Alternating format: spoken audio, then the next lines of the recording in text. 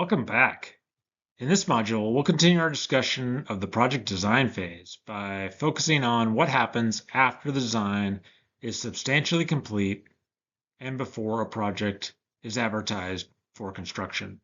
In this module, we'll look closely at ADA requirements, the 90% and 100% plans, specifications and estimates, or PS&E submittals, utility coordination, engineers' estimates, contract time determination, and the reviews required before a federal aid project can move into construction. Let's begin with accessibility. Federal aid transportation projects are expected to serve all users. And of course, that includes people with disabilities. That means ADA requirements aren't something that gets checked at the end of the design. They must be incorporated throughout the entire design process. According to the HDOT Project Development Manual, ADA requirements apply to all new transportation projects. They also apply whenever an existing roadway is altered, such as resurfacing, adding bike lanes, sidewalks, or shoulders. Even resurfacing projects must include ADA improvements where pedestrian facilities exist, subject to HDOT policy.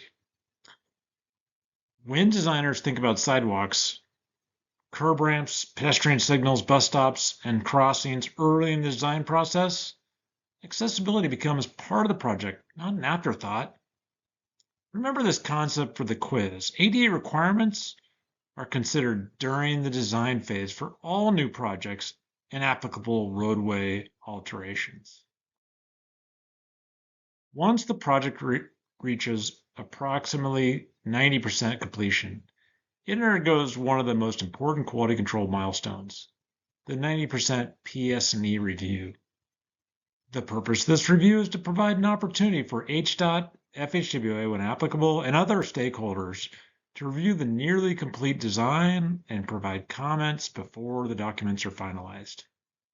Typical items included in the 90% submittal include environmental documentation supporting the NEPA clearance and right-of-way certification. The PS&E checklist shows any remaining items included in the design calculations, ADA documentation, and county review comments if the project was designed by a consultant. Ultimately, this review helps identify missing information, resolve issues early, and improve the final PS&E package before advertisement. For projects with FHWA oversight, the review package is distributed to several agencies, not just one reviewer. FHWA appropriate HDOT support sections, the appropriate district office, environmental support offices, and affected utility companies all get a copy of this. Each reviewer focuses on different aspects of the project based on their discipline, from roadway design to utilities, structures, traffic, environmental compliance, and constructability. In fact, there may be several people involved in traffic review, from traffic signals to signing to striping. Bringing everyone together before final design reduces surprises later during construction. After comments from the 90% review have been addressed, the project advances to the 100% PS&E stage. At this point, the plans are considered complete. The LPA submits final plans, special provisions, engineering's preliminary detailed estimate, and the final PS&E checklist. A letter requesting PS&E approval and authorization to advertise is the last step. For the special provisions, you'll need to remember that for federal aid projects, the current federal wage rates must be included in the final special provisions before advertisement. And here's a pro tip. A common quiz question is about wage rates that are required specifically at the 100% stage before the project can be advertised. The other important pieces of the design package are the engineer's estimate and utility agreements. The engineer's estimate provides an independent assessment of what construction should cost. After bids are received, it becomes the benchmark used to determine whether contractor bids are responsible and reasonable compared to the project budget.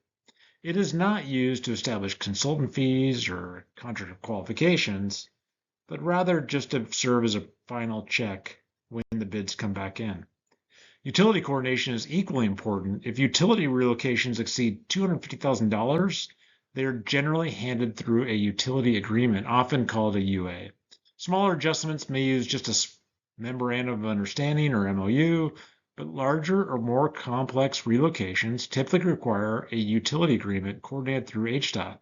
There may even be special engineering efforts that are done to make sure that early utility coordination helps avoid construction delays and unexpected costs later in the project.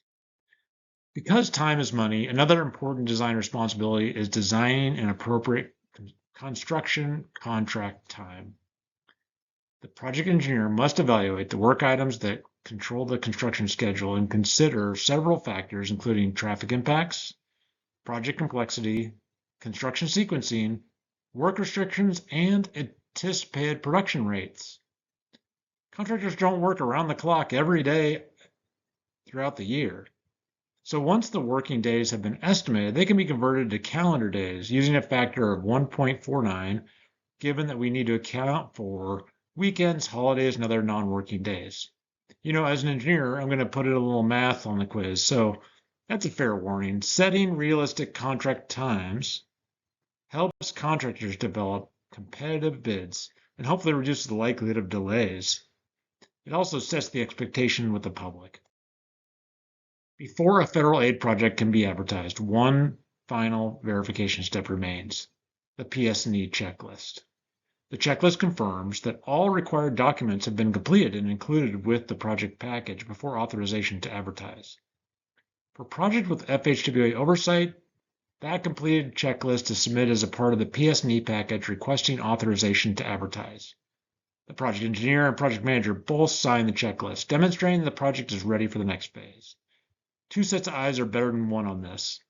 Another important topic is consultant construction management and construction support, often called CMCS. For HDOT projects, these consultant contracts are procured by the Highway-C, the construction contract office, not by the project engineer or the district. Finally, let's revisit one of the most important concepts in the local public agency manual. LPAs hire consultants to prepare project designs. However, hiring a consultant does not transfer responsibility for the project. Federal regulations require that the local public agency maintain an employee in responsible charge throughout the project. That employee oversees consultant performance, ensures compliance with federal and state requirements, and serves as the agency's official representative during project development. Ultimately, the consultant performs the work, but the LPA remains accountable for delivering a compliant federal aid project. Once the 100% PS&E package is complete, the project is ready to move into advertisement. But before advertising, the LPA must receive HDOT authorization, and the plans and specs must be available to bidders for at least 3 weeks before bid opening. We want to give everybody a chance to respond to that plan set. After those bids are received, the project enters the award phase. The LPA submits DBE eligibility confirmation or disadvantaged business enterprise, completes the bid tabulation and justification, and must receive HDOT concurrence before issuing the contract award letter. That was a lot in this module. We covered several important milestones in the design phase. Have you caught your breath? We learned that the ADA requirements must be incorporated throughout the project design. We discussed the purpose of the 90% PS&E review and the agencies involved in reviewing federal aid projects. We looked at what is required in the 100% PS&E package before a project can be advertised, including current federal wage rates. We reviewed the purpose of the engineer's estimate, utility agreements, contract time determination, and the PS&E checklist. And finally, reinforced that even when consultants prepare the design, the LPA remains responsible for ensuring the project complies with all applicable federal and state requirements. With these steps in mind, you're now ready to complete the quiz and continue exploring how thoughtful project management during design leads to successful construction delivery. Mahalo.